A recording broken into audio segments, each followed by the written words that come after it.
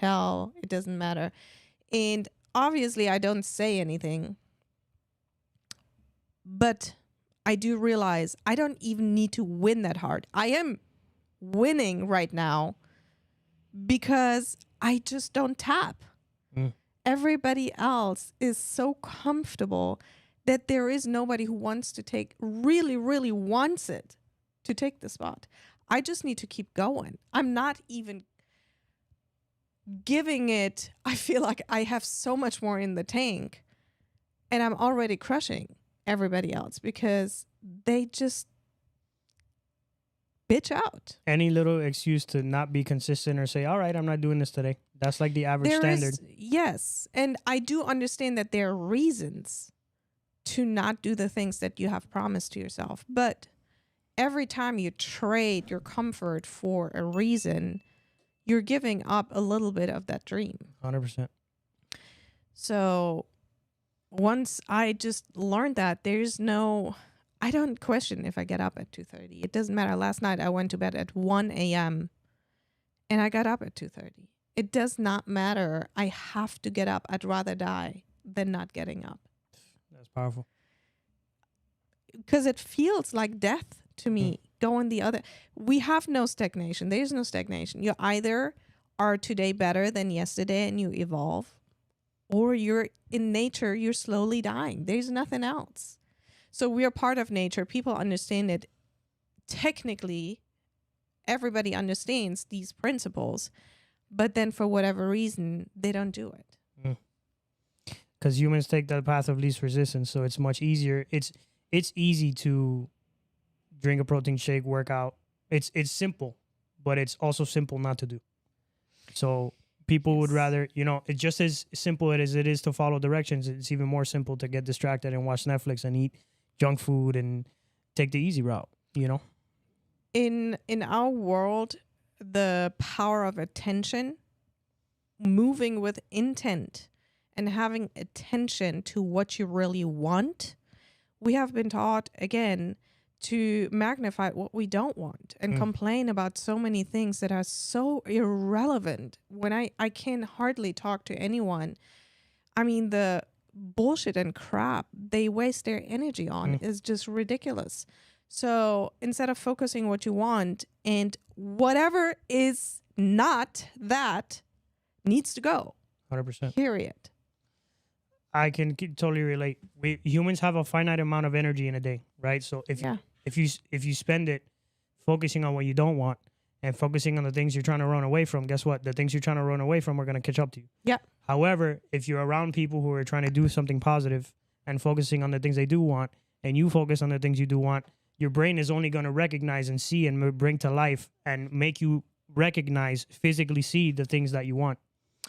Yes. It comes down to, I mean, they're the universal laws, obviously, that I just learned through Wes. I did not know them before. I kind of had a feeling we are born knowing those, but I didn't know there were actually rules out there. And those are powerful. And when you think about manifestation, people always think it's hocus pocus and it's not real.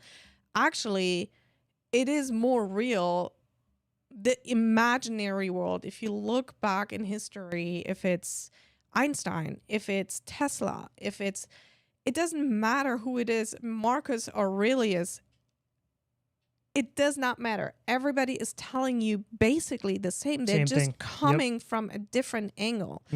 Imagination is the reality. Your 3D is just the output, is just the result of what you thought about yourself all along. 100%. So you have to be right now that person that you know is inside of you, whatever it takes, and the 3D will catch up. 100%. So when I see somebody and say, I can tell what you think about yourself because you clearly didn't take care of yourself. You're driving a shitty car. You're living in a shitty apartment.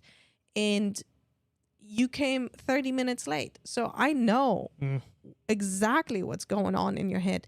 They don't understand that concept. And I think there's just a lack of education.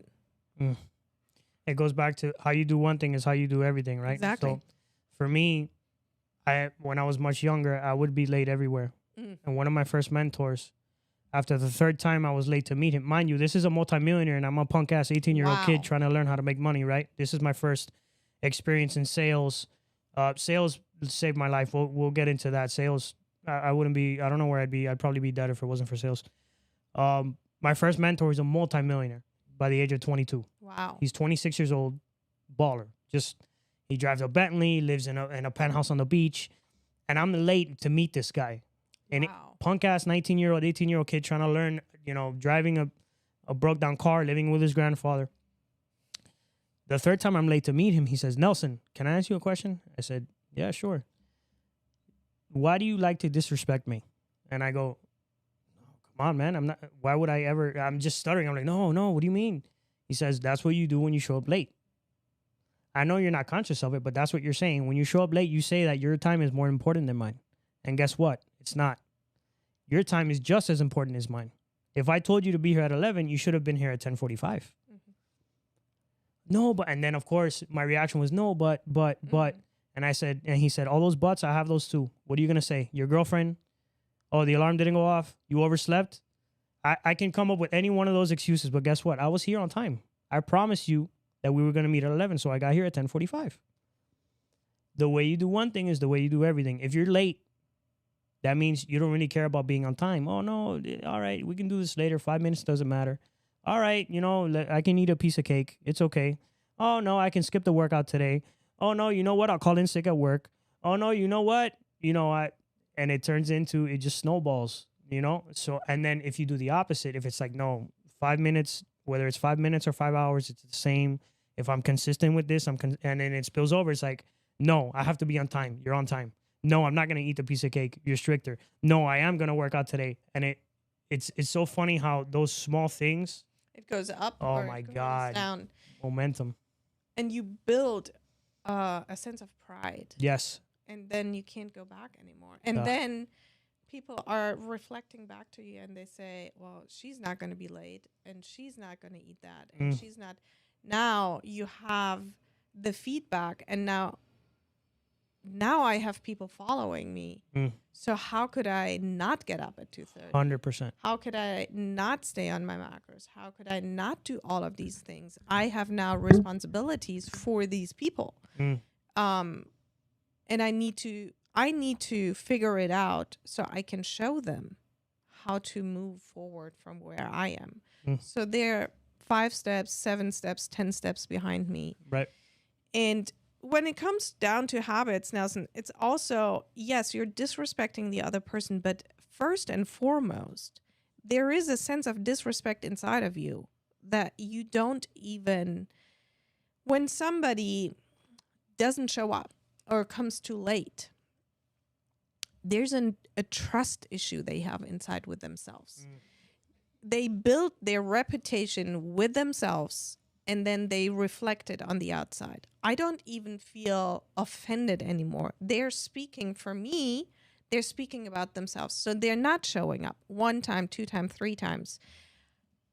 You can only fix that by building trust with yourself. How do you build trust with yourself? You make promises to yourself. And you keep them. And you fucking keep them, no matter what. I'd rather die than not getting up at 2:30. If I don't do this, I cannot. Regret is so painful. Why would I do this? The pain of getting up after 1.5 hours is nothing compared to that to me. So you stack those wins. You start small and then you stack them. And there will be nobody. I mean, I had yesterday, I don't know if you watched my stories, somebody drive 4 hours to meet me at a gym. I don't know this person, but online, because they trust. There's a trust there. She shows up. She shows up every day. They think I show up for myself, but honestly, I'm showing up for them. I'm reading the books. I'm doing my workouts. I have my apps. Get there and then keep it and maintain it. That's the harder part. And if it wouldn't be for the people who are waiting and needing me, I don't know. It's an exchange of energy. So I really need them too. I need my clients.